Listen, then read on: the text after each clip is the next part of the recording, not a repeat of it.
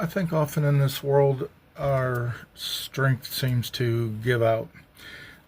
We just get overwhelmed, maybe depressed, which leads to lots of tiredness. And there are just lots of reasons that life is very difficult. And that's why I wanted to do this particular verse in the Bible. It's the book of Ephesians, chapter 6, beginning with verse 10. Paul writes, "Finally, be strong in the Lord and in his mighty power." See, I think too often we're trying to be strong in ourselves, and we wish we had mighty power that would get us through anything and everything, but that's just not the way it is. We're fallen human beings, and we have limits.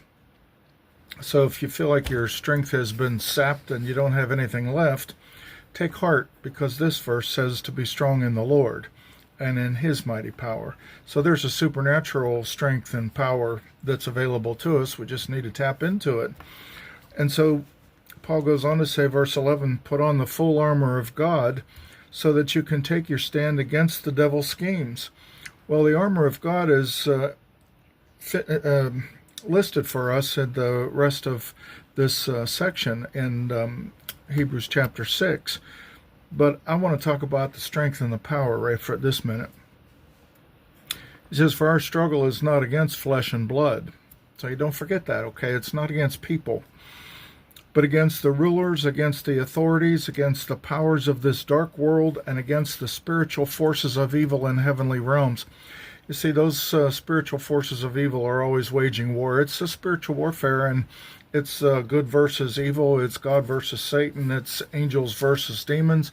However you want to look at it, we need to stay on the right side so that we can be strong in the Lord and in his mighty power. So I'm asking you to read down through those pieces of armor and make sure you're dressed.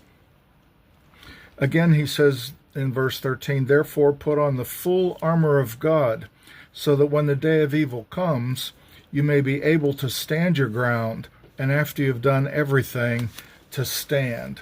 Sometimes we'll get beaten up pretty badly. I'm thinking mentally, emotionally, spiritually, but as long as we come out of it still standing, that's all that matters. And when I'm dressed in the armor of God and all the things that are about to be listed here, after I've done everything with the Lord's strength, with the Lord's power, I'm still standing, okay? And that's all God asks of us, to let him fight our battles.